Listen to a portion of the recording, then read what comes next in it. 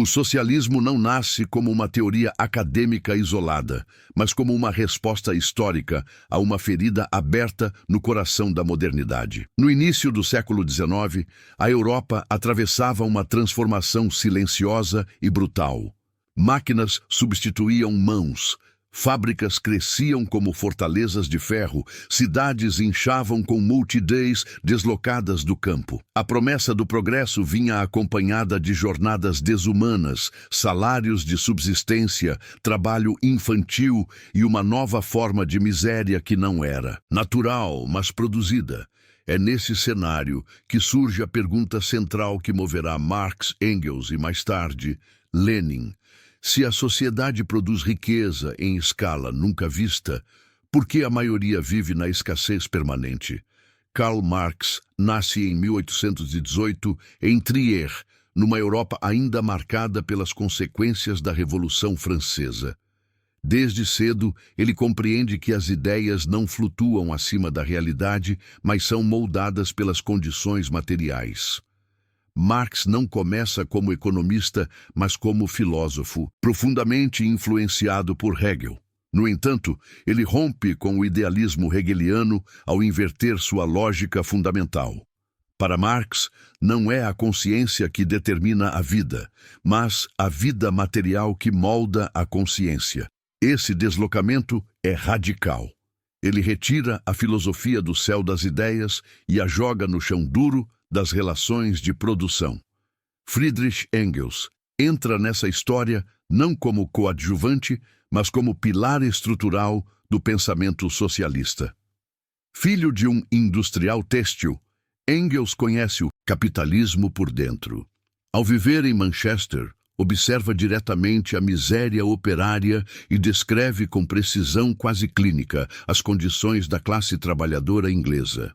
Engels oferece a Marx algo raro: acesso direto à realidade industrial e suporte material para que suas ideias possam se desenvolver. A parceria entre os dois não é apenas intelectual, é estratégica. Eles entendem que o capitalismo não é apenas um sistema econômico, mas uma estrutura total que organiza trabalho, política, moral e cultura. O conceito de materialismo histórico surge como a espinha dorsal dessa análise. Marx e Engels defendem que a história humana é, em essência, a história da luta de classes. Escravos e senhores, servos e nobres, proletários e burgueses. Cada época é definida por uma forma específica de produção e por conflitos entre classes com interesses opostos. O capitalismo, longe de ser o estágio final da civilização, é apenas mais uma fase histórica, marcada por contradições internas que, segundo eles, inevitavelmente levariam ao seu colapso. O socialismo aparece então não como utopia moral, mas como consequência lógica dessas contradições. No centro dessa crítica está o conceito de exploração. Marx demonstra que o lucro capitalista não surge da genialidade do empresário, mas da apropriação da mais-valia. O trabalhador vende sua força de trabalho por um salário, mas produz um valor muito maior do que aquilo que recebe. Essa diferença é capturada pelo capitalista. A exploração não depende da crueldade individual, mas do funcionamento normal do sistema. Mesmo o empresário bem-intencionado está preso à lógica da acumulação. Essa constatação transforma o debate moral em uma análise estrutural. O problema não são pessoas más, mas um sistema que exige exploração para existir. Outra peça fundamental é o conceito de alienação. No capitalismo, o trabalhador se torna estranho ao produto de seu próprio trabalho, ao processo produtivo, aos outros trabalhadores e, finalmente, a si mesmo. O trabalho deixa de ser expressão da vida e se transforma em mera sobrevivência. Marx descreve esse processo como uma mutilação da essência humana. O socialismo, nesse contexto, não é apenas redistribuição econômica, mas uma tentativa de restaurar a possibilidade de uma vida plena, na qual o trabalho deixe de ser uma atividade hostil e passe a ser uma extensão consciente do indivíduo. Em 1848, Marx e Engels publicam o Manifesto Comunista, um texto curto, incendiário e estratégico. Não é um tratado acadêmico, mas uma convocação histórica. Ao declarar que um espectro ronda a Europa, eles reconhecem que o medo do socialismo já havia se espalhado entre as elites. O manifesto apresenta a burguesia como uma classe revolucionária em sua origem, responsável por destruir o feudalismo, mas agora transformada em força reacionária. O proletariado surge como o sujeito histórico capaz de romper com o capitalismo, não por idealismo, mas por necessidade material. É importante entender que, para Marx e Engels, o socialismo não é um projeto moral imposto de cima para baixo. Ele nasce da própria dinâmica do capitalismo. A concentração de capital, a formação de grandes massas trabalhadoras e a intensificação das crises econômicas criariam as condições para uma ruptura revolucionária. O Estado, nesse processo, não é neutro. Ele funciona como instrumento de dominação de classe, protegendo os interesses da burguesia. Por isso, a transformação social exigiria mais do que reformas graduais. Exigiria uma mudança radical na estrutura do poder. A noção de ditadura do proletariado surge nesse ponto como um conceito frequentemente mal compreendido. Para Marx, não se trata de uma tirania pessoal, mas de um período de transição em que a classe trabalhadora assume o controle do Estado para desmontar as estruturas capitalistas. Esse estágio não seria permanente. O objetivo final seria uma sociedade sem classes e, consequentemente, sem Estado, onde a administração das coisas substituísse o governo sobre pessoas. Essa visão projeta o socialismo como uma etapa histórica intermediária, não como um fim em si mesmo. Apesar da força teórica do marxismo, Marx e Engels não viveram para ver uma revolução socialista vitoriosa em larga escala. Suas ideias circularam, foram debatidas, adaptadas e muitas vezes distorcidas. É nesse espaço entre teoria e prática que entra Vladimir Lenin. Atuando numa Rússia ainda majoritariamente agrária, Lenin enfrenta um dilema central. Como aplicar uma teoria concebida para sociedades industrializadas em um país atrasado economicamente? A resposta de Lenin não é a negação de Marx, mas sua reinterpretação estratégica. Lenin introduz o conceito de partido de vanguarda, uma organização disciplinada capaz de conduzir a classe trabalhadora à consciência revolucionária. Para ele, a espontaneidade das massas não seria suficiente para derrubar o sistema, era necessário direção política. Essa adaptação marca uma inflexão decisiva na história do socialismo. A partir de Lenin, o marxismo deixa de ser apenas uma crítica do capitalismo e se torna um manual de tomada de poder.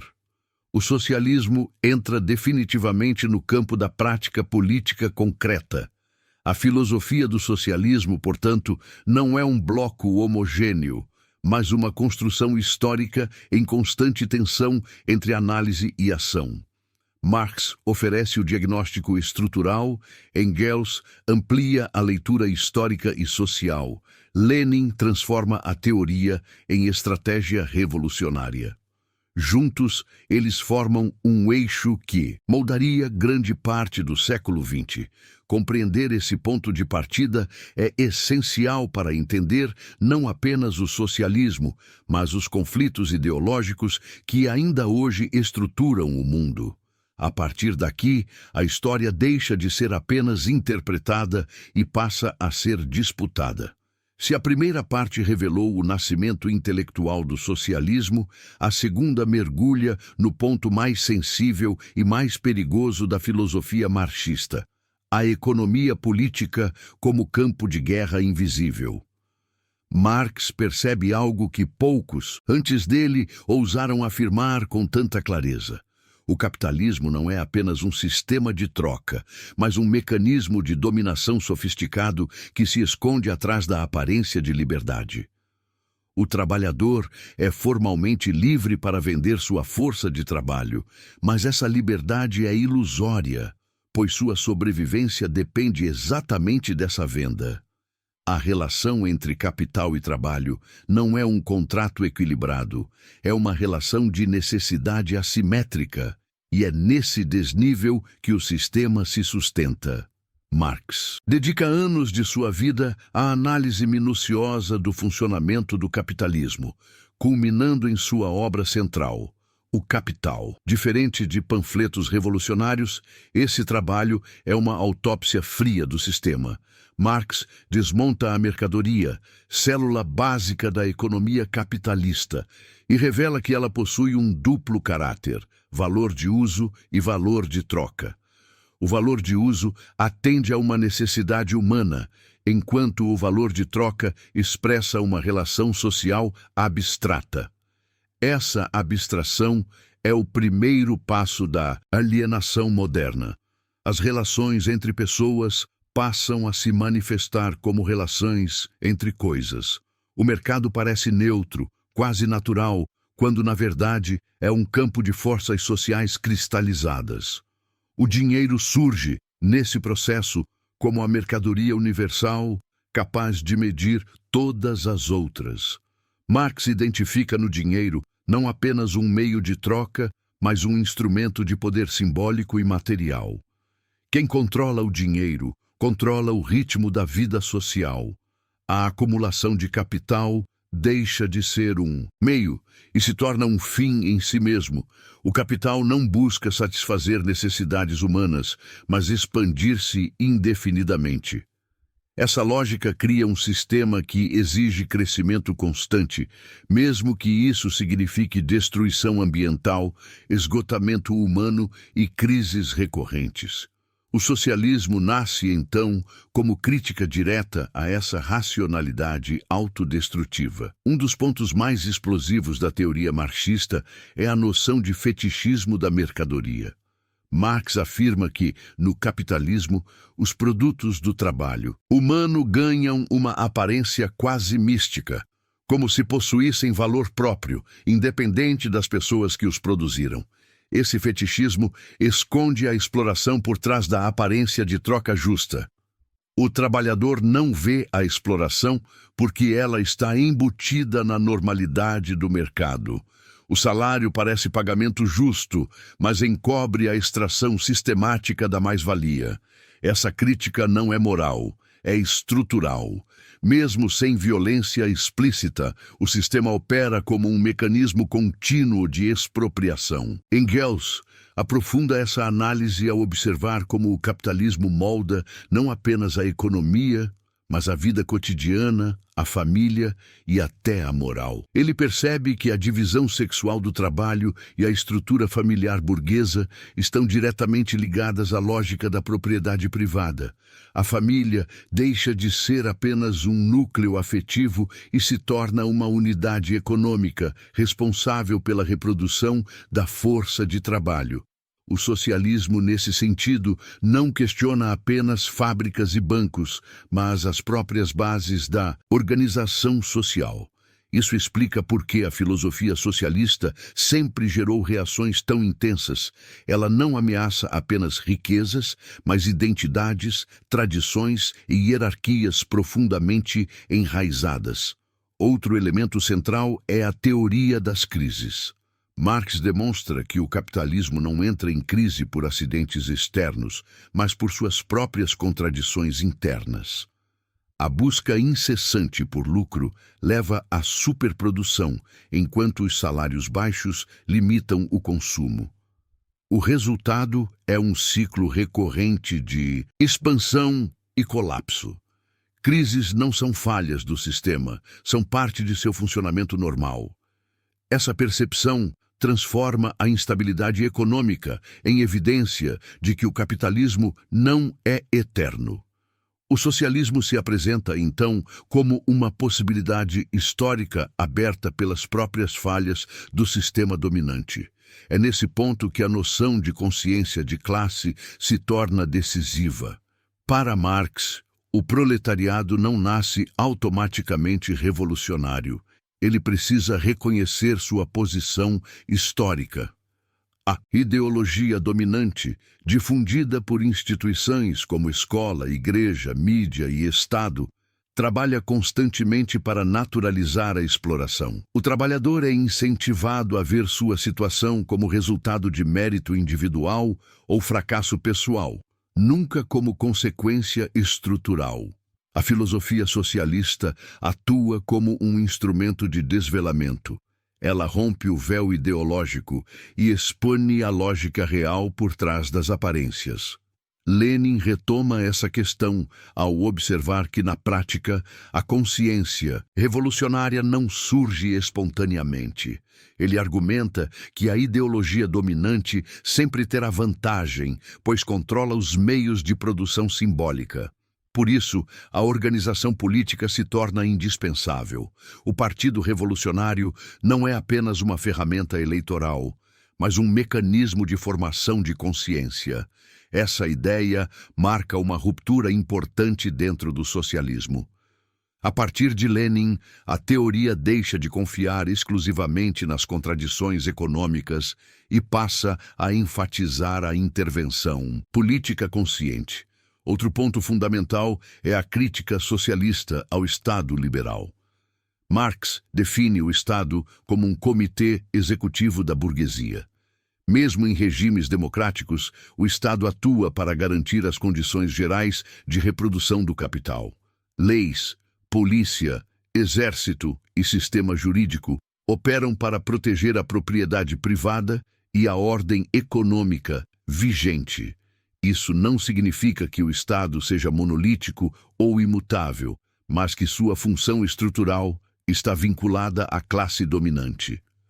O socialismo, portanto, não busca apenas ocupar o Estado, mas transformá-lo radicalmente ou superá-lo. A propriedade privada dos meios de produção aparece como o núcleo do problema.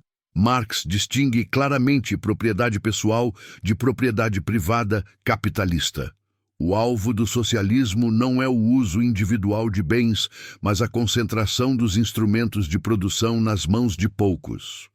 Enquanto uma minoria controla fábricas, terras e máquinas, a maioria depende da venda de sua força de trabalho. O socialismo propõe a socialização desses meios como forma de romper a lógica da exploração. Essa proposta é frequentemente reduzida a slogans, mas em sua essência trata-se de uma reorganização completa da economia e do poder. Ao longo do século XIX, essas ideias se espalham por sindicatos, associações operárias e movimentos políticos. O socialismo deixa de ser apenas filosofia e se transforma em prática social. Greves, partidos e organizações internacionais surgem inspirados por essa nova visão de mundo. Ao mesmo tempo, o sistema reage. Repressão, censura e cooptação tornam-se estratégias recorrentes para conter o avanço socialista. A luta de classes deixa de ser uma abstração teórica e se materializa em conflitos reais, muitas vezes sangrentos. Essa segunda parte revela que a filosofia do socialismo não é uma promessa vaga de igualdade, mas uma crítica profunda à estrutura invisível que organiza a sociedade moderna. Ao expor as engrenagens do capitalismo, Marx, Engels e Lenin não oferecem conforto, mas confronto. Eles retiram o chão das certezas liberais e mostram que aquilo que parece natural é, na verdade, histórico e, portanto, passível de transformação. A partir daqui, o socialismo deixa de ser apenas uma ideia perigosa e passa a ser uma força que ameaça diretamente a ordem estabelecida. A terceira parte aprofunda o ponto em que a filosofia do socialismo deixa definitivamente o terreno da análise e entra no território da ruptura histórica. A luta de classes como motor real da história. Para Marx e Engels, não são ideias abstratas, líderes carismáticos ou valores morais que movem o mundo, mas conflitos materiais entre grupos que ocupam posições opostas dentro do sistema produtivo. Toda a sociedade até então existente foi marcada por divisões entre dominantes e dominados, senhores e escravos, nobres e servos, burgueses e proletários. O capitalismo não elimina essa lógica, apenas a simplifica e a intensifica, ao concentrar a riqueza em poucas mãos e transformar a maioria em dependente do salário. Ele cria as condições para um confronto direto, sem intermediários feudais ou ordens tradicionais que suavizem o conflito. O socialismo nasce exatamente da leitura desse cenário como algo insustentável no longo prazo. Marx rejeita a ideia de que a história avança por consenso ou progresso moral gradual. Para ele, as transformações decisivas ocorrem quando as contradições de um sistema se tornam insuportáveis. A luta de classes não é apenas conflito aberto, mas uma tensão permanente inscrita no cotidiano. Ela se manifesta na disputa por salários, jornadas de trabalho, condições de vida, acesso à educação e até no tempo livre. Mesmo quando não há revoltas explícitas, a luta está presente de forma latente, estruturando relações sociais, leis e instituições. O socialismo, nesse sentido, não cria a luta de classes, apenas a torna consciente. Engels contribui para essa análise ao mostrar que a classe dominante não governa apenas pela força, mas também pela hegemonia cultural. Valores como meritocracia, individualismo e competitividade são apresentados como naturais, quando na verdade são produtos históricos ligados às necessidades do capitalismo. O trabalhador é incentivado a competir com outros trabalhadores, desviando sua atenção do conflito central com a classe que controla os meios de produção. Essa fragmentação da classe trabalhadora é uma das armas mais eficazes do sistema. O socialismo surge como tentativa de recompor essa unidade perdida, substituindo a lógica da concorrência pela da solidariedade de classe. A consciência de classe ocupa aqui um papel central. Para Marx, uma classe pode existir em si, como posição objetiva no sistema produtivo, sem existir para si, isto é, sem reconhecer seus interesses comuns.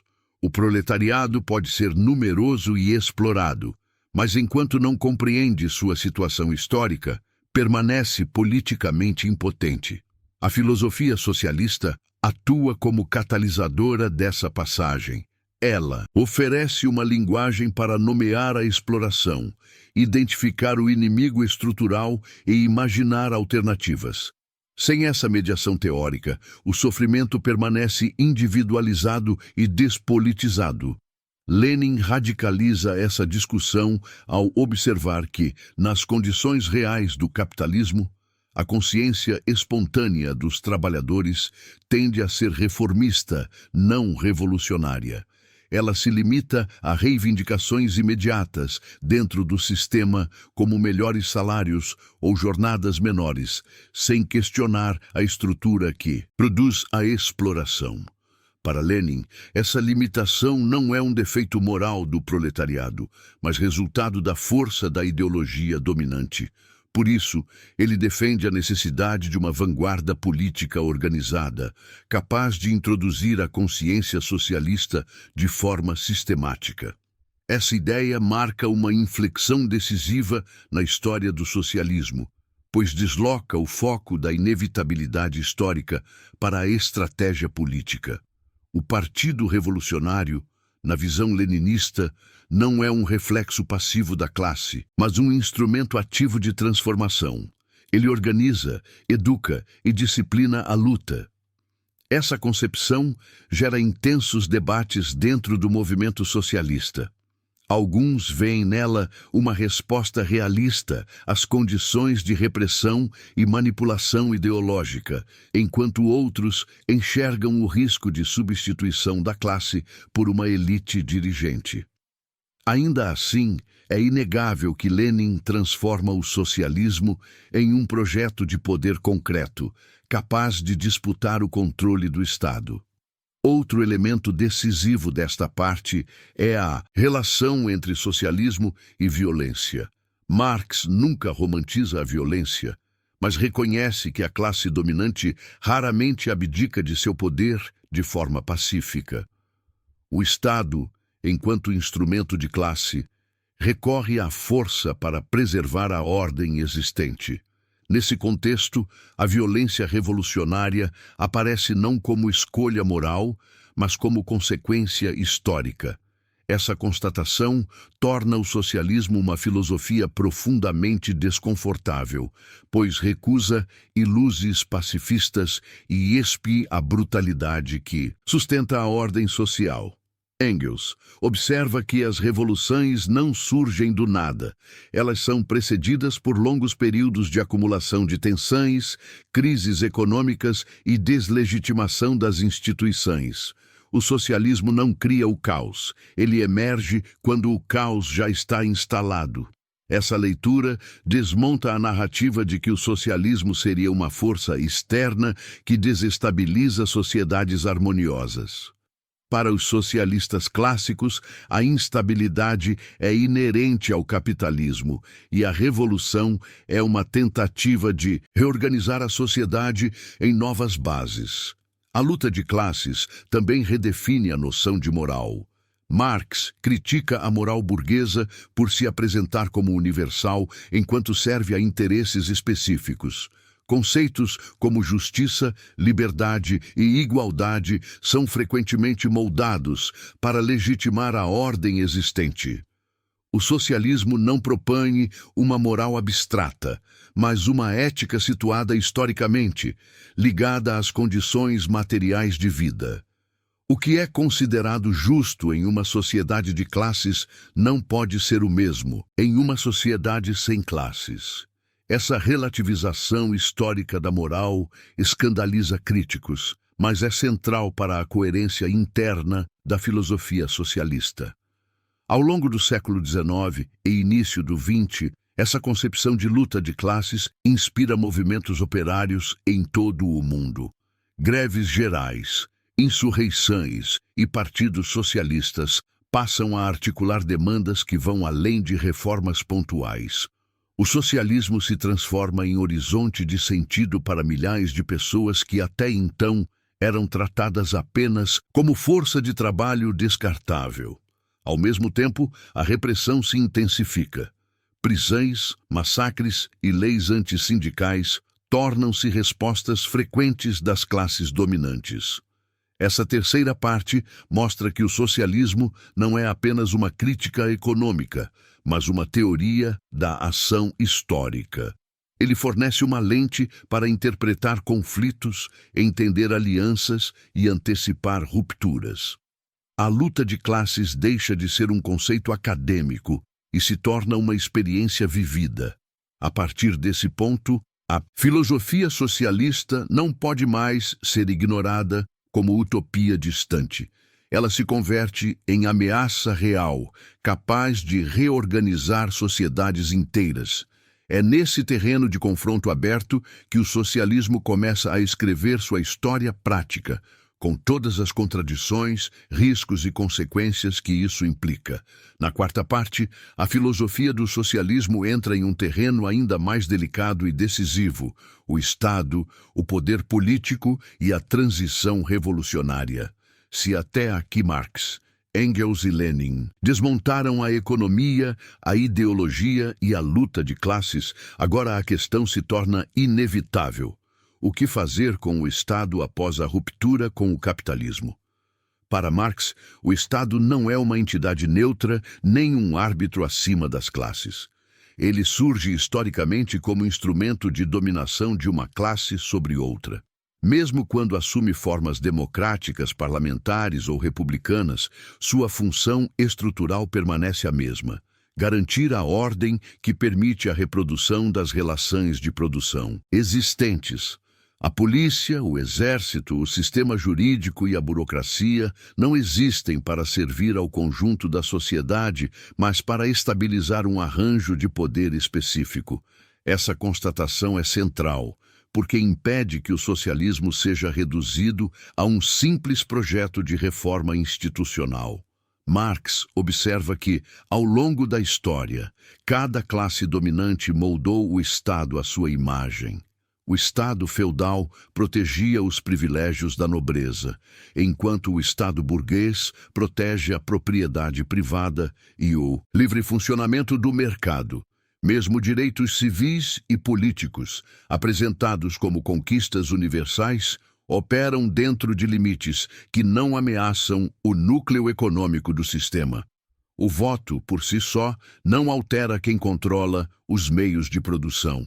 Essa análise conduz Marx à ideia de que o Estado burguês não pode simplesmente ser tomado intacto e utilizado para fins socialistas. Ele precisa ser transformado radicalmente ou superado. É nesse ponto que surge o conceito de ditadura do proletariado, um dos mais mal compreendidos e distorcidos da tradição socialista.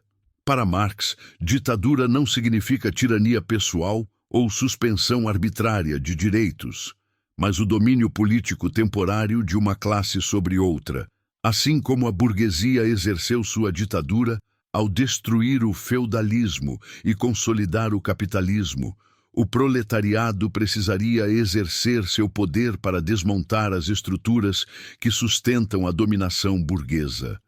Essa fase de transição não é o fim último do socialismo, mas um momento histórico, necessário para impedir a restauração da velha ordem. Engels reforça essa ideia ao analisar experiências revolucionárias como a Comuna de Paris. Ele vê na Comuna um exemplo concreto de como o Estado pode ser reorganizado de baixo para cima. Funcionários eleitos, revogáveis a qualquer momento, salários equivalentes aos dos trabalhadores e a dissolução do exército permanente indicam uma tentativa de quebrar a separação entre governantes e governados. Para Engels, a Comuna demonstra que o Estado pode começar a definhar quando deixa de ser uma máquina de dominação e passa a ser um instrumento transitório de autogestão coletiva. Lenin retoma essas reflexões em um contexto marcado por guerras, crises e repressão extrema. Em O Estado e a Revolução, ele insiste que o Estado não pode ser neutralizado gradualmente. A classe dominante não abre mão de seus privilégios sem resistência. Por isso, Lenin enfatiza a necessidade de destruir o aparelho estatal burguês e substituí-lo por novas formas de poder. Conselhos operários ou sovietes aparecem como embriões de um Estado radicalmente diferente, baseado na participação direta das massas e não em representantes distantes. Essa concepção transforma o socialismo em um projeto profundamente político no sentido mais duro da palavra. Não se trata apenas de redistribuir riqueza, mas de redefinir quem decide, como decide e em nome de quem decide. O poder deixa de ser um detalhe administrativo e se torna o centro da disputa. Isso explica por que a filosofia socialista sempre foi tratada como ameaça existencial pelas classes dominantes. Ela não pede concessões, ela questiona a legitimidade do poder existente. Outro ponto crucial desta parte é a crítica socialista ao legalismo liberal.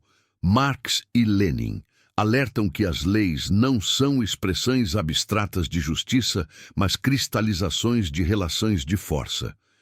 Aquilo que é legal em uma sociedade pode ser profundamente injusto em termos materiais. A escravidão já foi legal, assim como o trabalho infantil em larga escala.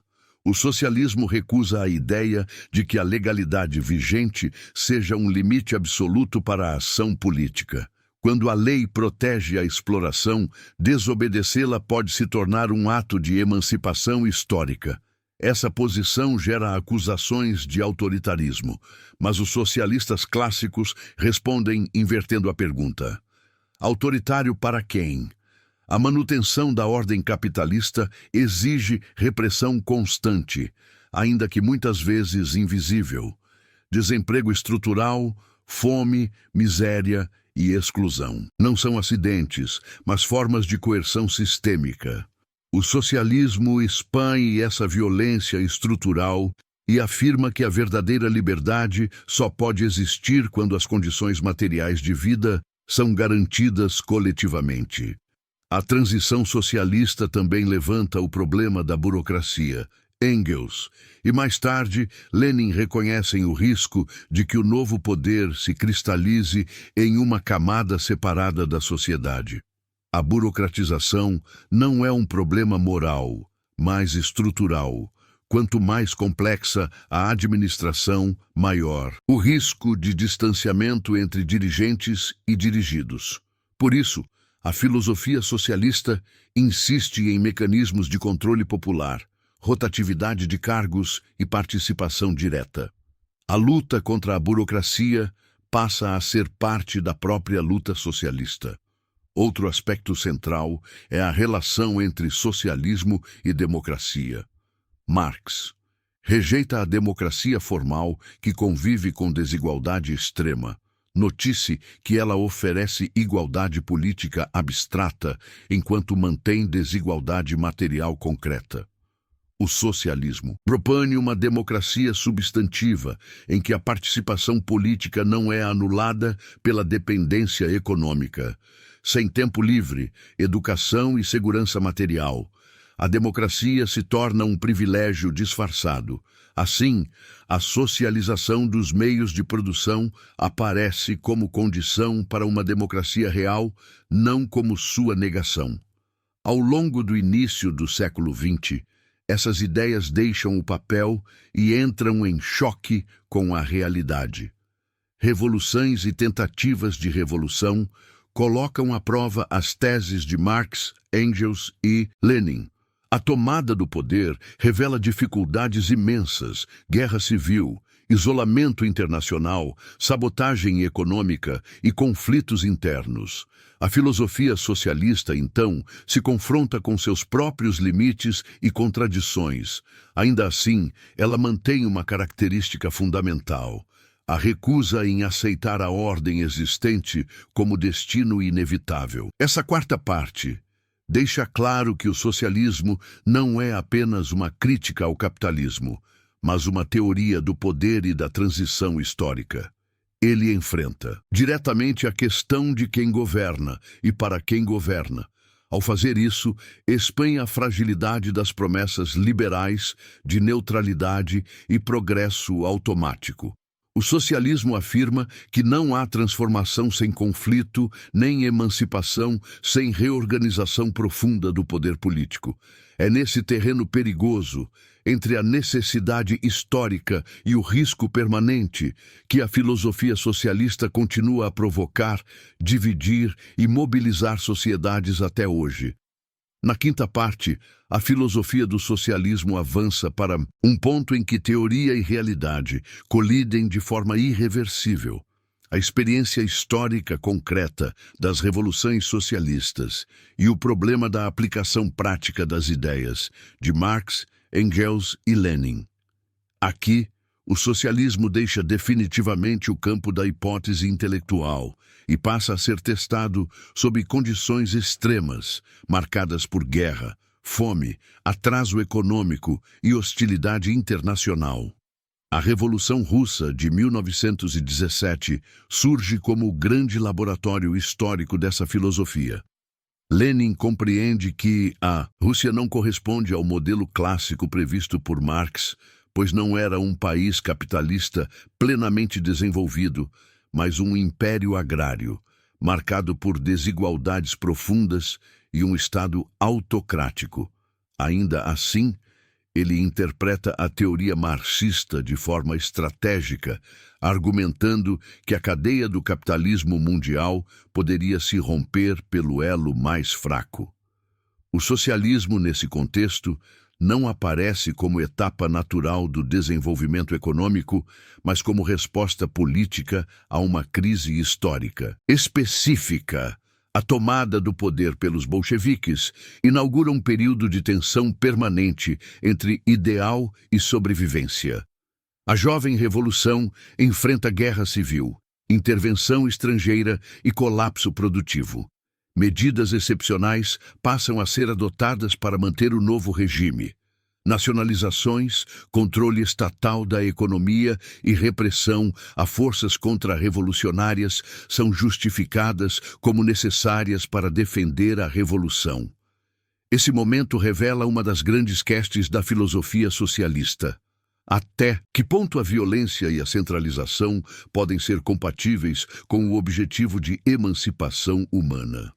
Lenin não ignora essa contradição, mas a encara como inevitável em um contexto de luta de classes intensificada. Para ele, a neutralidade é impossível. Não agir significaria permitir o retorno da velha ordem. Com a consolidação do poder soviético, surge o desafio da construção do socialismo em um país isolado. Engels já havia alertado que o socialismo dificilmente sobreviveria em um único país, cercado por potências capitalistas. Ainda assim, a experiência soviética avança, redefinindo conceitos fundamentais da teoria socialista. O Estado, que deveria definhar ao longo do tempo, se fortalece. A burocracia cresce, assumindo funções cada vez mais complexas na gestão da economia e da sociedade. Essa expansão gera críticas internas e externas, inclusive de marxistas que veem nesse processo uma distorção do projeto original. A filosofia socialista, então, se fragmenta em interpretações divergentes. Alguns defendem que as medidas autoritárias são desvios temporários impostos pelas circunstâncias. Outros argumentam que a centralização excessiva trai o espírito emancipador do socialismo. Essa divisão não é apenas teórica, mas política. Ela influencia partidos, movimentos e estados ao longo de todo o século XX. O socialismo deixa de ser uma doutrina homogênea e passa a existir como um campo de disputas internas intensas. A experiência soviética também redefine a relação entre socialismo e planejamento econômico. A substituição do mercado pelo planejamento estatal é apresentada como alternativa racional à anarquia capitalista. Planos quinquenais, metas de produção e controle centralizado dos recursos buscam eliminar crises e garantir crescimento contínuo. Em alguns aspectos, os resultados são impressionantes, como a rápida industrialização e a ampliação do acesso à educação e à ciência. Em outros, surgem problemas graves, como ineficiências, desperdícios e distanciamento entre decisões administrativas e necessidades locais.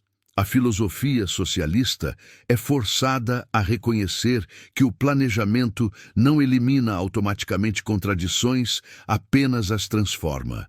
Outro elemento central desta parte é a internacionalização do socialismo. A Revolução Russa inspira movimentos em todo o mundo, da Europa à Ásia, da África à América Latina. O socialismo passa a ser visto não apenas como teoria europeia, mas como linguagem global de resistência ao imperialismo.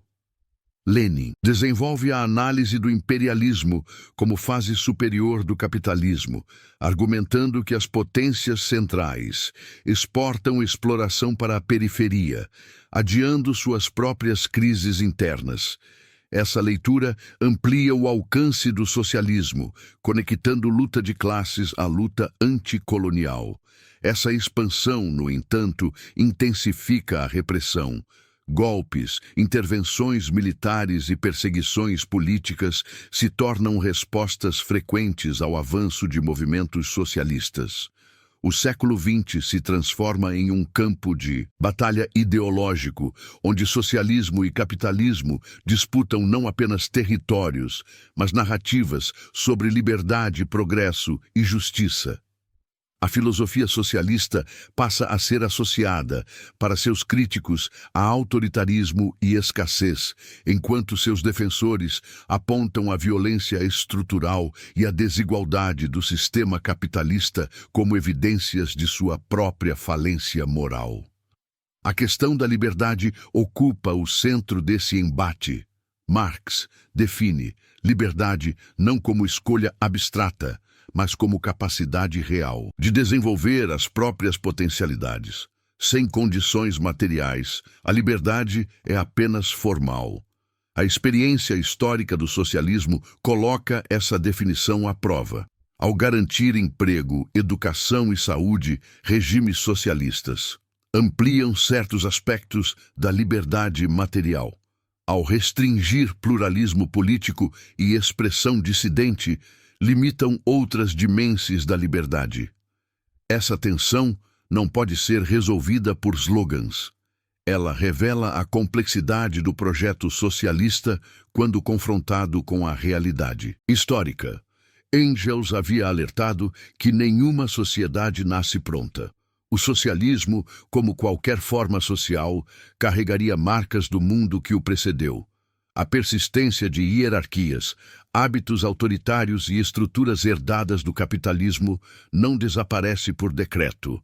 A filosofia socialista, então, passa a lidar com o problema da transição prolongada, em que elementos antigos e novos coexistem de forma conflituosa. Esse período intermediário se mostra muito mais longo e difícil do que muitos imaginavam. A quinta parte deixa claro que o socialismo não pode ser compreendido apenas como promessa ou como fracasso. Ele é um processo histórico contraditório, marcado por conquistas reais e erros profundos. Ao entrar na história concreta, a filosofia socialista perde a pureza do modelo teórico, mas ganha densidade política. Ela se torna responsável por decisões que afetam milhões de vidas. Esse peso histórico transforma o socialismo em algo impossível de ignorar. Não se trata mais de perguntar se ele é uma ideia interessante, mas de compreender como e por que ele moldou o mundo moderno. Ao final dessa parte, o socialismo aparece como uma filosofia que sobrevive justamente porque aceita o conflito como parte constitutiva da história. Ele não promete harmonia imediata, nem redenção instantânea. O que ele oferece é uma crítica permanente às estruturas de poder e uma recusa em aceitar a desigualdade como destino. É nesse embate entre teoria e prática, esperança e realidade, que a filosofia socialista continua a se redefinir, carregando consigo tanto suas promessas quanto suas cicatrizes históricas. Na sexta parte, a filosofia do socialismo entra em um de seus terrenos mais sensíveis e menos compreendidos: a cultura, a subjetividade e a formação do indivíduo dentro de uma sociedade moldada por relações de classe. Marx, Engels e Lenin jamais enxergaram o socialismo apenas como uma reorganização econômica. Desde o início, eles entenderam que nenhuma transformação estrutural sobreviveria se a mentalidade, os valores e os hábitos produzidos pelo capitalismo permanecessem intactos. O capitalismo não domina apenas fábricas e bancos, ele molda desejos, percepções e expectativas. Ele ensina as pessoas a se verem como concorrentes, a medir valor humano por produtividade e a confundir liberdade com consumo. A filosofia socialista surge também como uma crítica radical a essa forma de subjetivação. Marx descreve a alienação não apenas como afastamento do trabalhador em relação ao produto do seu trabalho, mas como separação do indivíduo de sua própria essência social. O ser humano, que se realiza na cooperação e na criação coletiva, é reduzido a uma engrenagem substituível. Essa alienação não termina quando o expediente acaba. Ela se infiltra na vida cotidiana, no lazer, na linguagem e até nos sonhos. O trabalhador aprende a desejar aquilo que o sistema oferece como recompensa simbólica pela própria exploração. O socialismo, nesse sentido, não promete apenas melhores condições materiais, mas a possibilidade de reconstruir a relação do indivíduo consigo mesmo e com os outros. Engels aprofunda essa análise ao observar como as instituições culturais reproduzem a lógica dominante. A educação, sob o capitalismo, prepara indivíduos para o mercado, não para a vida em comum. O conhecimento é fragmentado, instrumentalizado e orientado para a eficiência. A arte, por sua vez, tende a se transformar em mercadoria, avaliada por seu valor de troca, e não por sua capacidade de provocar reflexão ou transformação. A filosofia socialista critica essa mercantilização da cultura e defende a ideia de que o desenvolvimento humano deve ser um fim em si mesmo, não um meio para a acumulação de capital. Lenin acrescenta a esse debate a dimensão estratégica da cultura. Ele entende que a classe dominante não mantém seu poder apenas pela força ou pela economia, mas pela produção constante de sentidos. Jornais, escolas, igrejas e, mais tarde, meios de comunicação de massa funcionam como aparelhos de formação ideológica. A batalha cultural não é secundária. Ela é parte central da luta de classes. Por isso, Lenin defende que o socialismo precisa disputar o campo simbólico, criando suas próprias instituições culturais, educacionais e comunicacionais. Sem isso, a revolução corre o risco de ser derrotada não por armas, mas pela restauração silenciosa da mentalidade burguesa. Essa compreensão leva à noção de hegemonia, desenvolvida posteriormente por pensadores socialistas como Gramsci, mas já intuída pelos clássicos. A hegemonia não se impõe apenas pela coerção, mas pelo consentimento. As pessoas passam a defender valores que não correspondem aos seus interesses materiais porque esses valores foram naturalizados.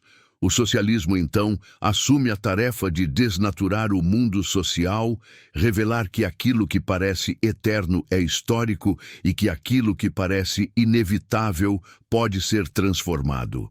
A questão do indivíduo dentro do socialismo é frequentemente distorcida por caricaturas que opõem coletividade e liberdade pessoal.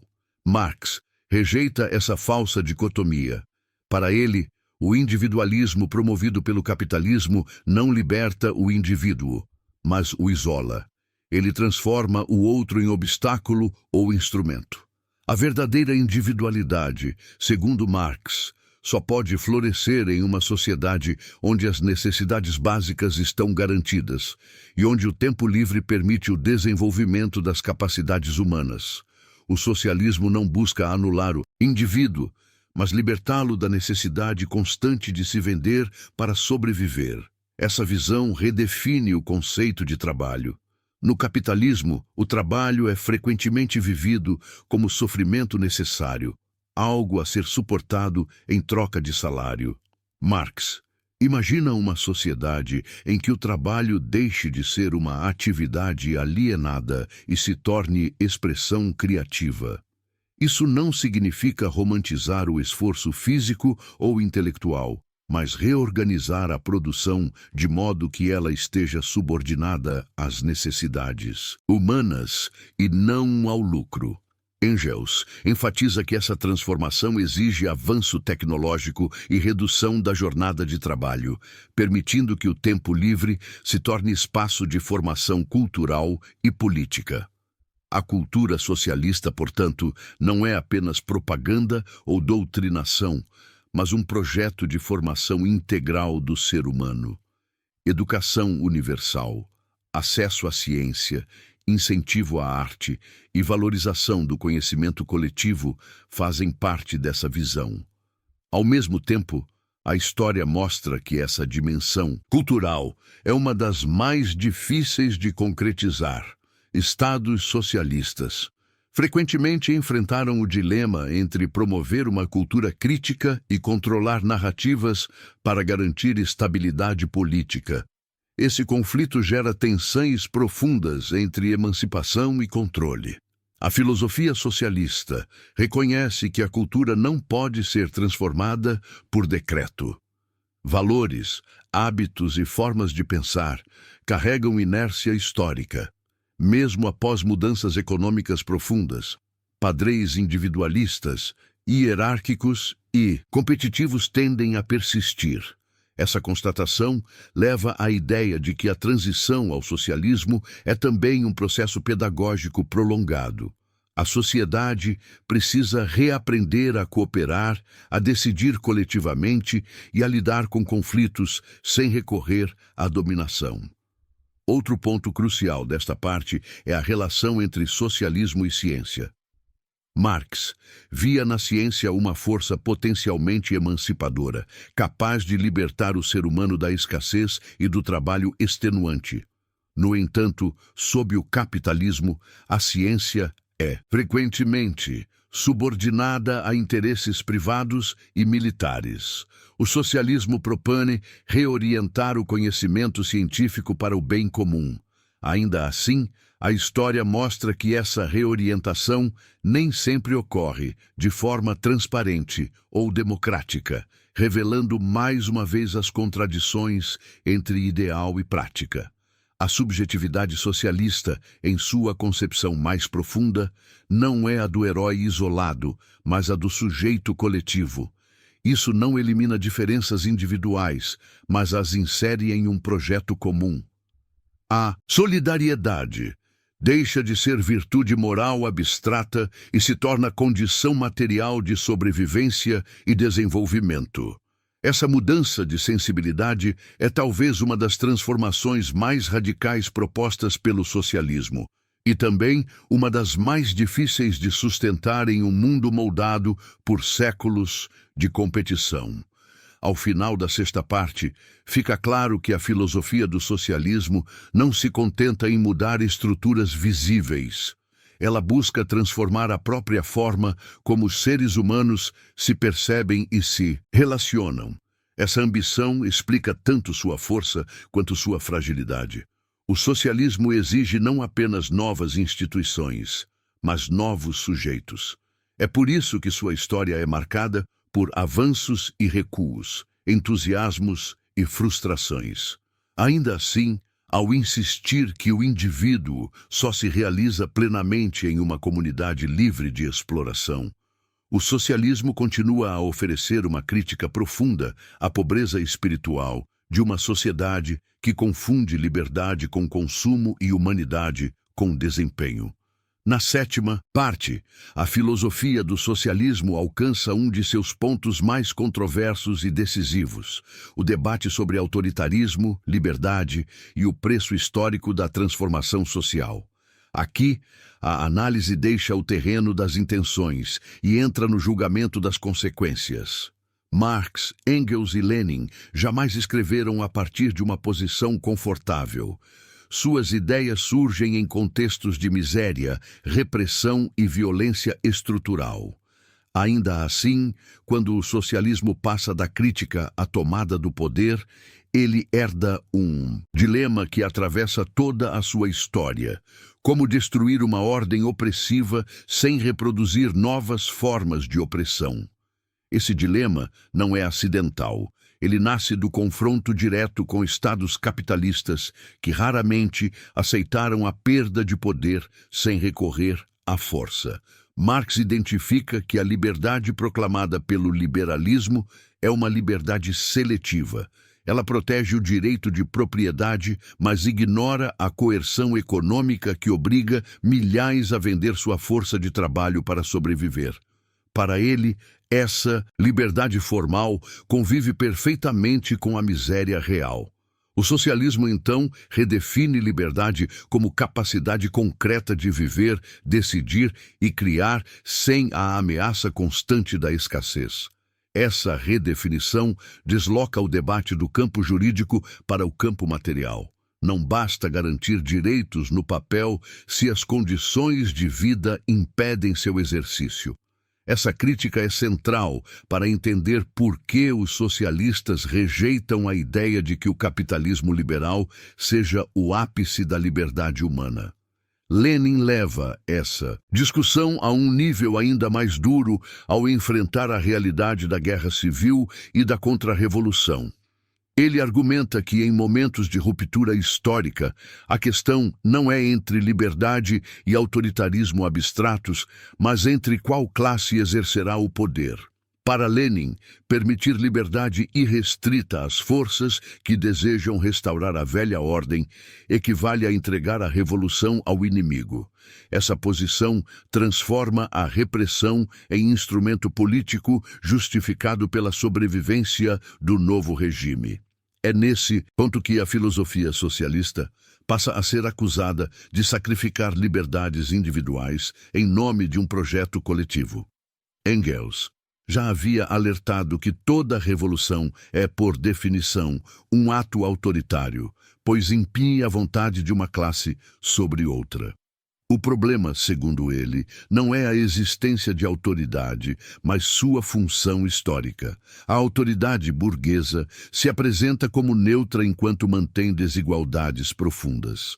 A autoridade revolucionária, por outro lado, se assume como transitória, orientada para a eliminação das próprias bases da dominação. A questão central passa a ser se essa transitoriedade se realiza de fato ou se cristaliza em novas hierarquias permanentes. A experiência histórica mostra que esse risco é real. Estados socialistas enfrentaram a tendência à concentração de poder, à burocratização e à supressão de dissidências. A filosofia socialista, então, se vê obrigada a responder a críticas internas e externas. Alguns marxistas afirmam que essas deformações são resultado de condições extremas, como isolamento internacional e atraso econômico. Outros sustentam que elas revelam falhas teóricas na concepção do poder revolucionário. Esse debate não enfraquece o socialismo, pelo contrário, ele revela sua capacidade de autocrítica e renovação. Outro aspecto crucial desta parte é a relação entre socialismo e direitos individuais. Marx nunca defendeu a negação da individualidade, mas criticou a ideia liberal de indivíduo isolado, abstrato e autossuficiente. Para ele, os direitos humanos proclamados pelas revoluções burguesas refletem a figura do proprietário privado, não do ser humano em sua totalidade social. O socialismo propõe uma ampliação desses direitos, incorporando direitos sociais como trabalho, saúde, educação e moradia. No entanto, a tensão surge quando a garantia desses direitos entra em conflito com liberdades políticas clássicas, como pluralismo partidário e liberdade de imprensa. Lenin reconhece essa tensão, mas insiste que a liberdade de imprensa e organização, sob o capitalismo, está profundamente condicionada pelo controle econômico. Jornais, partidos e plataformas de expressão dependem de recursos materiais. Assim, a igualdade formal de expressão esconde desigualdades reais de acesso. O socialismo, ao socializar esses meios, pretende democratizar a comunicação. No entanto, a história mostra que essa socialização frequentemente se converteu em controle estatal, centralizado, limitando o espaço para crítica interna. Esse descompasso entre intenção e resultado permanece como uma das questões mais difíceis do legado socialista. A acusação de totalitarismo surge nesse contexto. Críticos do socialismo apontam a concentração de poder e a repressão política como evidências de uma tendência autoritária intrínseca. Defensores respondem que o capitalismo também produz formas de controle massivo, ainda que mais sutis, por meio do mercado, da dívida e da vigilância. A diferença está na forma como o poder se manifesta. O socialismo expande o conflito de maneira aberta, enquanto o capitalismo o dilui em mecanismos aparentemente neutros. Essa comparação não absolve erros históricos, mas amplia o campo de análise. A filosofia socialista também enfrenta o problema do dissenso interno. Marx valorizava o debate crítico, mas reconhecia que, em contextos revolucionários, divergências podem ser exploradas pelo inimigo. Essa percepção levou muitos regimes socialistas a restringir o pluralismo político, justificando-o como medida de defesa. O resultado, porém, foi frequentemente o empobrecimento do debate e a cristalização de dogmas. Esse processo contradiz o espírito crítico que deu origem ao próprio socialismo, gerando uma tensão permanente entre unidade e diversidade. Outro ponto sensível é a questão da violência simbólica. Mesmo quando a repressão física diminui, o controle sobre narrativas históricas, culturais e educacionais pode limitar a autonomia intelectual. A filosofia socialista, ao se institucionalizar, corre o risco de se transformar em ideologia oficial, perdendo sua capacidade crítica.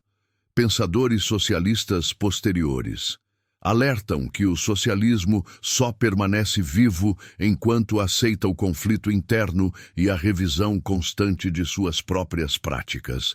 Ao final desta parte, fica evidente que o debate sobre autoritarismo e liberdade não pode ser reduzido a slogans.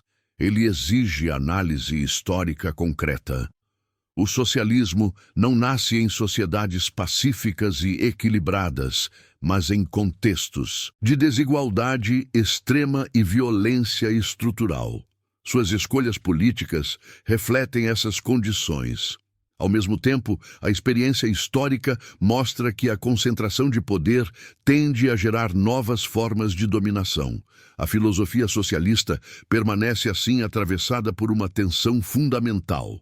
Como usar o poder para abolir o próprio poder enquanto dominação. Essa sétima parte não oferece respostas definitivas, mas revela a profundidade do problema. O socialismo não promete pureza moral, mas transformação histórica. Ele carrega em si a ambição de libertar a humanidade da exploração, mesmo ao custo de enfrentar dilemas éticos complexos. É justamente essa recusa em soluções simples que mantém a filosofia socialista relevante e perturbadora. Ela obriga a perguntar não apenas quem governa, mas como governar sem reproduzir aquilo que se pretende destruir. Na oitava parte, a filosofia do socialismo chega a um ponto em que já não pode mais ser compreendida apenas como herança do século XIX, ou como produto das grandes revoluções do século XX. Aqui o socialismo é colocado diante do mundo contemporâneo, de suas mutações econômicas, tecnológicas e simbólicas. O capitalismo que Marx analisou não é mais o mesmo, mas suas contradições centrais permanecem, agora revestidas de novas formas. O trabalho industrial clássico dá lugar ao trabalho precarizado, digitalizado e fragmentado. A fábrica visível é substituída por plataformas, aplicativos e cadeias globais de produção. Ainda assim, a lógica fundamental continua intacta. Concentração de riqueza, exploração do trabalho e desigualdade estrutural. A filosofia socialista, então, é forçada a se atualizar para não se tornar peça de museu. Marx jamais afirmou que suas análises eram receitas eternas. Pelo contrário, ele insistia que cada época exigiria novas leituras das relações de produção.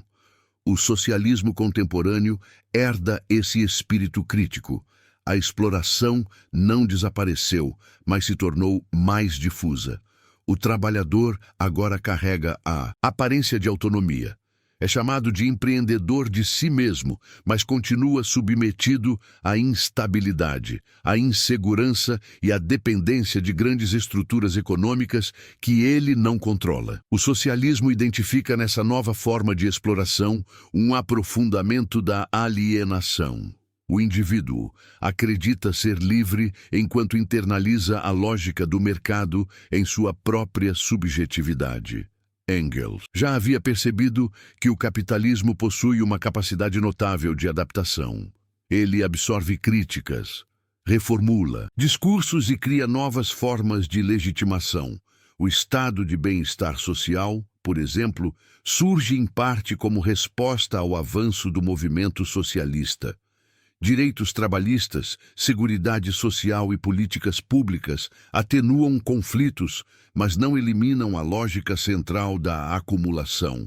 O socialismo contemporâneo debate até que ponto reformas são conquistas duráveis ou mecanismos de estabilização do sistema.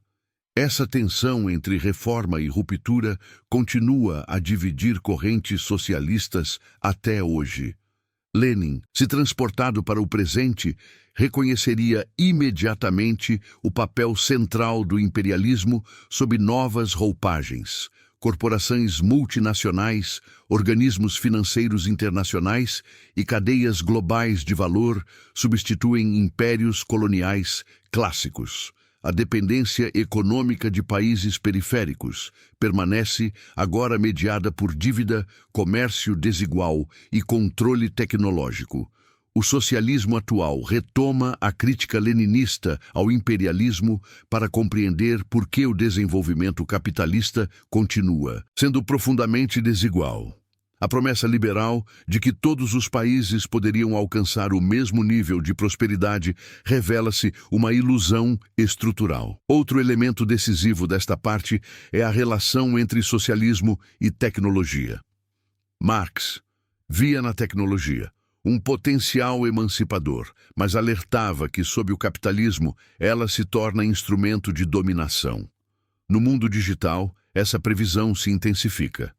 Algoritmos organizam o trabalho, monitoram desempenho e moldam comportamentos. A automação promete libertar o ser humano do trabalho extenuante, mas na prática, frequentemente, gera desemprego, precarização e concentração de renda. O socialismo contemporâneo retoma a pergunta central: quem controla a tecnologia e para quais fins? Sem controle coletivo, o avanço tecnológico tende a ampliar desigualdades, em vez de reduzi-las.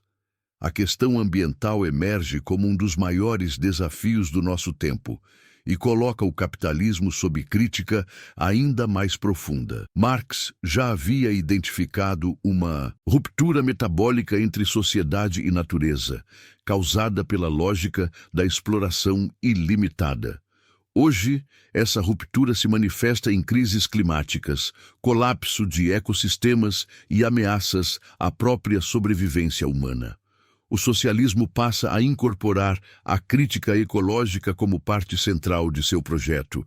A acumulação infinita em um planeta finito revela-se não apenas injusta, mas insustentável.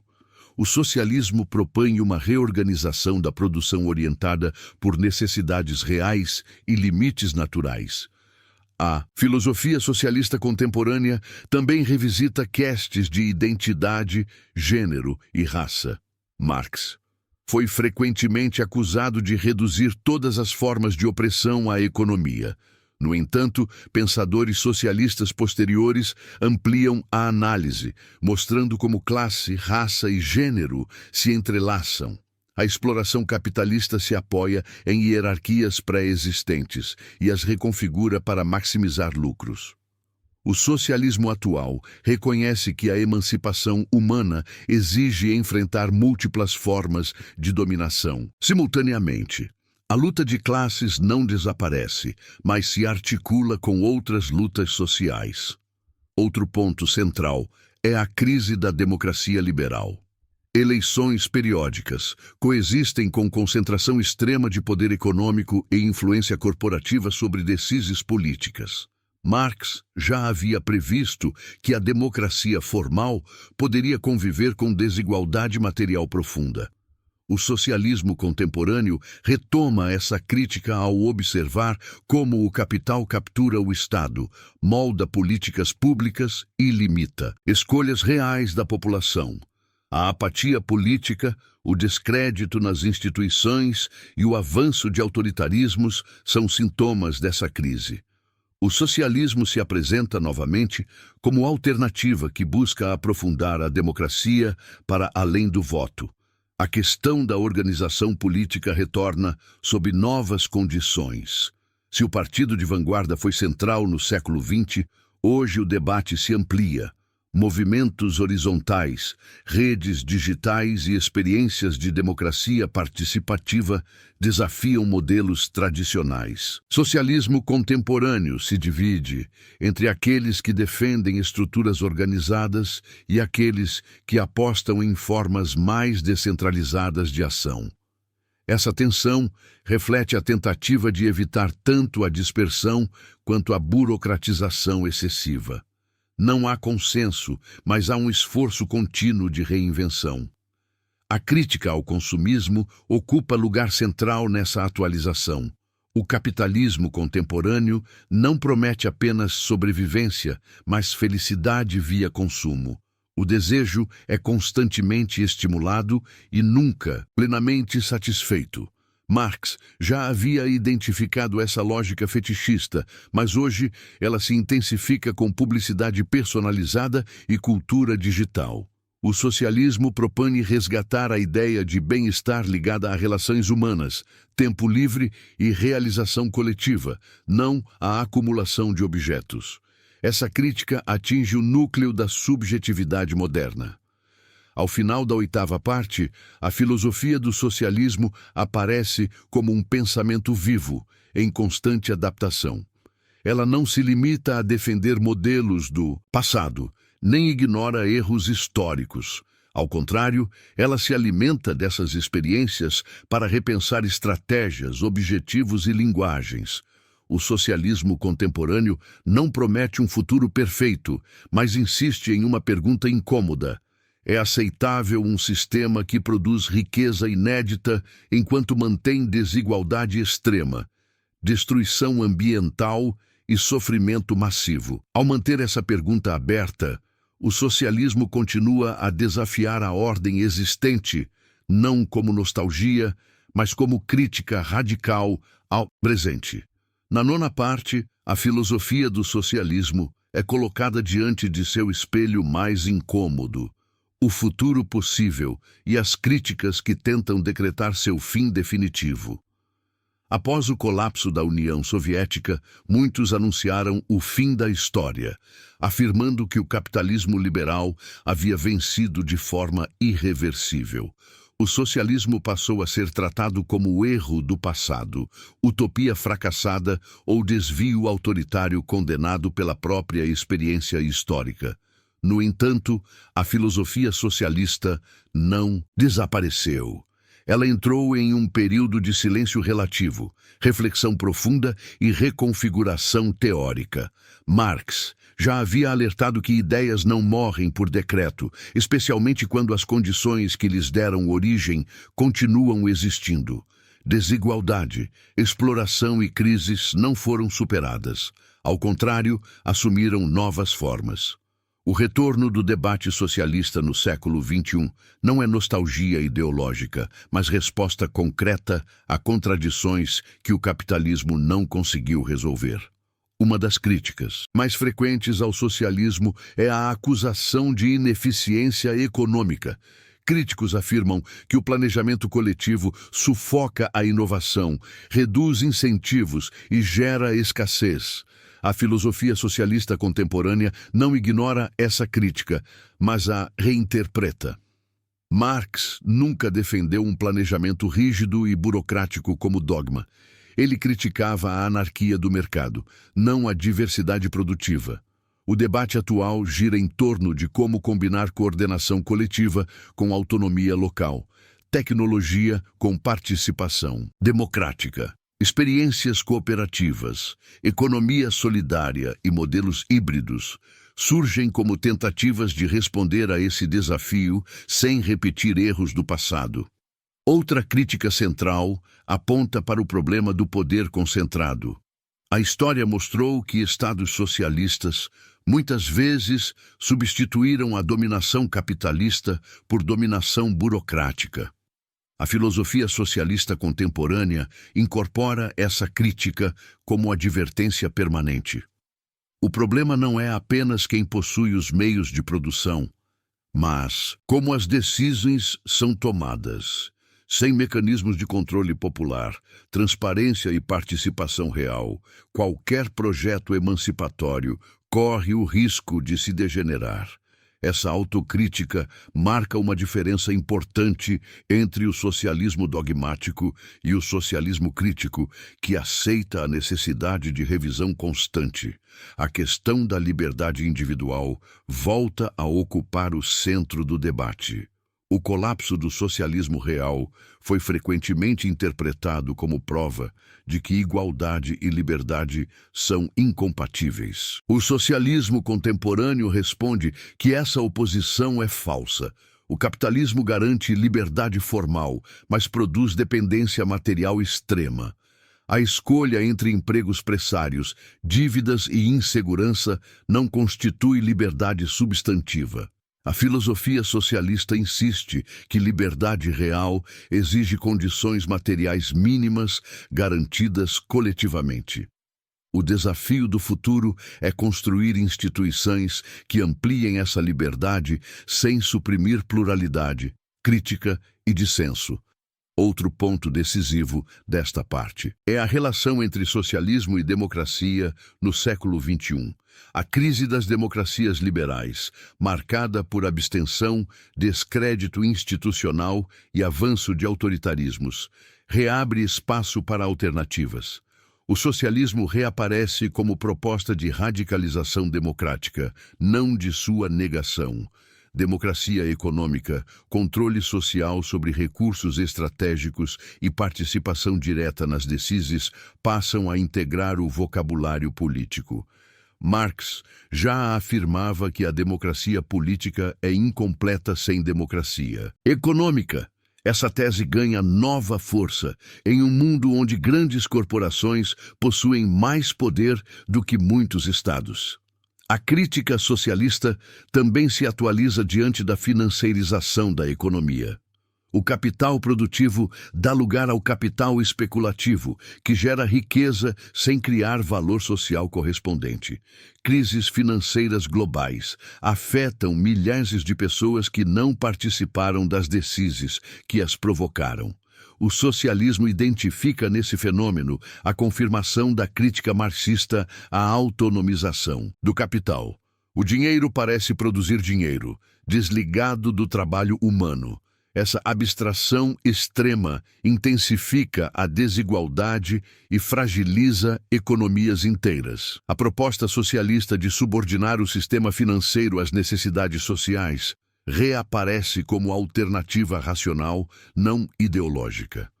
A filosofia socialista do futuro também precisa lidar com a diversidade de contextos históricos e culturais. Marx escreveu a partir da Europa industrial. Lenin atuou em um império agrário. Hoje, o mundo é marcado por realidades múltiplas. O socialismo não pode mais se apresentar como modelo único. Ele se fragmenta em experiências locais, regionais e nacionais, cada uma tentando responder a problemas específicos. Essa pluralidade não enfraquece o socialismo, mas o torna mais complexo e menos dogmático. A unidade deixa de ser uniformidade e passa a ser diálogo entre experiências. A questão ecológica reforça ainda mais a atualidade do socialismo. O colapso ambiental expõe o limite absoluto da lógica de crescimento infinito. Marx já havia percebido que o capitalismo rompe o metabolismo entre sociedade e natureza. Hoje, essa ruptura ameaça a própria sobrevivência humana. O socialismo ecológico surge como tentativa de integrar justiça social e sustentabilidade. A ideia de produção orientada por necessidades reais e não por lucro ganha nova relevância. O futuro do socialismo passa necessariamente pela resposta à crise ambiental. Outro desafio é a transformação do trabalho. Automação, inteligência artificial e economia digital alteram profundamente a relação entre trabalho e renda. Marx previa que o avanço tecnológico poderia libertar o ser humano do trabalho alienado. No capitalismo atual, porém, a tecnologia frequentemente amplia a precarização. O socialismo do futuro enfrenta a tarefa de redefinir o valor do trabalho, a distribuição de renda e o uso do tempo livre. Ideias como renda básica, redução da jornada e socialização dos ganhos tecnológicos entram no debate como formas de atualizar a crítica marxista. Ao final desta nona parte, o socialismo aparece não como resposta fechada, mas como horizonte crítico. Ele não oferece garantias históricas, nem promete vitória inevitável. O que ele mantém é a recusa em aceitar a desigualdade extrema, a exploração sistemática e a destruição ambiental como destinos naturais. O socialismo do século XXI é menos triunfalista e mais consciente de seus limites. Ele aprende com derrotas, incorpora críticas e se reinventa diante de novas condições. Essa capacidade de autotransformação é, paradoxalmente, uma de suas maiores forças. A filosofia socialista permanece viva porque continua formulando perguntas que o capitalismo evita responder. Quem decide o rumo da produção? Para quem a riqueza é criada? Quais vidas são consideradas descartáveis? Ao insistir nessas questions, o socialismo se mantém como provocação permanente, não como dogma, mas como incômodo, não como promessa fácil, mas como crítica radical. É nesse papel que ele atravessa o tempo, desafiando cada geração a repensar o significado de justiça, liberdade e humanidade em um mundo marcado por profundas contradições. Na 10ª e última parte, a filosofia do socialismo retorna ao ponto mais profundo de sua proposta original. Não como sistema fechado, nem como dogma histórico, mas como crítica permanente às formas de dominação que se renovam ao longo do tempo. Marx, Engels e Lenin nunca trataram o socialismo como uma religião secular com respostas definitivas. O que eles legaram foi um método de análise e uma postura diante do mundo, desconfiar do que se apresenta como natural, eterno e inevitável. O capitalismo sempre tentou se vender como o fim da história, como a forma definitiva de organização social. O socialismo existe justamente para romper essa narrativa, lembrando que toda ordem social é histórica, contingente e, portanto, passível de transformação. Marx parte da constatação de que os seres humanos fazem sua própria história, mas não em circunstâncias escolhidas livremente. Essa frase resume o núcleo da filosofia socialista. O indivíduo não é mero produto das estruturas, mas também não é livre em sentido absoluto. Ele age dentro de limites materiais, culturais e políticos herdados. O socialismo não promete libertação instantânea, mas a ampliação progressiva da capacidade coletiva de decidir esses limites. Trata-se de deslocar o centro da história das forças impessoais do mercado para a ação consciente dos seres humanos organizados. Engels reforça que o socialismo não é um ideal abstrato a ser imposto à realidade, mas um movimento real que suprime o estado atual das coisas. Essa definição impede que o socialismo seja congelado em modelos do passado. Sempre que uma experiência histórica é tomada como padrão eterno, o socialismo perde sua força crítica e se transforma em ideologia rígida. A vitalidade do socialismo depende justamente de sua capacidade de se adaptar, se autocriticar e se reinventar diante de novas condições. Quando isso não ocorre, ele deixa de ser emancipador e passa a reproduzir formas de dominação. Lenin, por sua vez, acrescenta a dimensão da decisão política. Ele entende que a história não avança apenas por amadurecimento econômico, mas por rupturas provocadas por ação organizada. No entanto, a própria experiência histórica demonstra que a ação revolucionária, quando se cristaliza em poder permanente sem controle popular, corre o risco de se afastar do objetivo emancipador. Essa lição atravessa todo o legado socialista. Não basta tomar o poder. É preciso transformá-lo continuamente para que não se volte contra aqueles em nome de quem foi exercido. A filosofia do socialismo, em sua forma mais madura, reconhece que não existe sociedade sem conflito. O objetivo não é eliminar o conflito, mas impedir que ele se organize sistematicamente em torno da exploração de muitos por poucos. O capitalismo transforma o conflito em hierarquia estrutural. O socialismo busca reorganizá-lo em formas abertas, políticas e negociáveis, onde nenhuma classe detenha o monopólio do poder econômico e simbólico. Essa ambição é imensa e, por isso mesmo, cheia de riscos. O socialismo também redefine a ideia de progresso. Para Marx, progresso não é simplesmente aumento de produtividade ou avanço tecnológico, mas ampliação das capacidades humanas. Uma sociedade pode ser tecnologicamente avançada e, ainda assim, profundamente regressiva do ponto de vista humano. O socialismo questiona a lógica que sacrifica vidas, relações e ecossistemas em nome do crescimento econômico. Ele propõe outro critério de sucesso histórico: a redução do sofrimento evitável e a expansão das possibilidades de vida digna.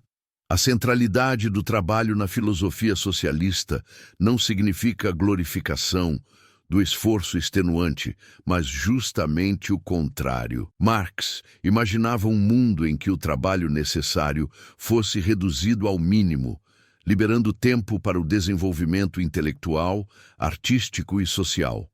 O capitalismo, ao contrário, transforma o tempo em mercadoria escassa e o descanso em privilégio. O socialismo resgata a ideia de que o tempo livre é condição fundamental da liberdade.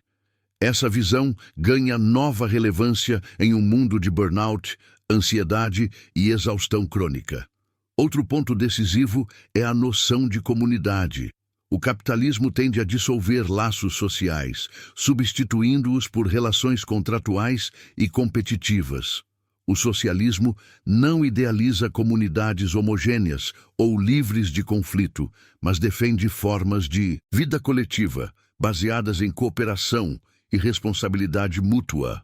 A liberdade individual, nesse contexto, não é negada, mas situada dentro de uma rede de relações que a tornam possível.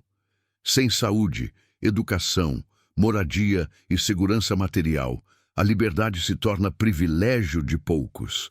A filosofia socialista também ensina a pensar o poder de forma relacional. O poder não está apenas no Estado ou na economia, mas atravessa linguagem, cultura e subjetividade. Por isso, a transformação socialista não pode ser apenas institucional. Ela exige mudança de valores, práticas e formas de se relacionar. Essa dimensão explica por que o socialismo é frequentemente resistido, não apenas por elites, mas também por indivíduos que internalizaram a lógica do sistema que os oprime. Mudar estruturas é difícil, mudar mentalidades é ainda mais. Ao longo de sua história, o socialismo foi derrotado, distorcido, reprimido e reinventado inúmeras vezes. Essas derrotas não o anulam. Elas fazem parte de seu aprendizado histórico. Diferente de ideologias que se apresentam como perfeitas, o socialismo carrega cicatrizes visíveis. Ele não esconde seus fracassos porque é justamente a partir deles que se redefine. Essa honestidade brutal é uma de suas marcas mais fortes e também uma de suas maiores fragilidades. No mundo contemporâneo, marcado por crises econômicas recorrentes, colapso ambiental, desigualdade extrema e precarização da vida, o socialismo retorna não como resposta pronta, mas como pergunta incômoda. É possível organizar a sociedade de outra forma? Quem deve decidir o destino da riqueza produzida coletivamente? Até que ponto aceitaremos um sistema que produz abundância ao custo de sofrimento massivo? Essas perguntas não pertencem ao passado, elas definem o presente. A 10ª parte encerra o roteiro deixando claro que a filosofia do socialismo não é uma promessa de paraíso, nem uma garantia de justiça automática. Ela é uma recusa ativa ao conformismo. Marx, Engels e Lenin não pedem fé, pedem análise, não oferecem conforto, oferecem conflito. O socialismo permanece relevante porque insiste em lembrar que a história não acabou, que o mundo pode ser diferente e que aceitar a desigualdade como destino é, em si, uma escolha política. Enquanto existirem exploração, dominação e sofrimento evitável, a filosofia do socialismo continuará a existir, não como dogma, mas como desafio permanente lançado à humanidade.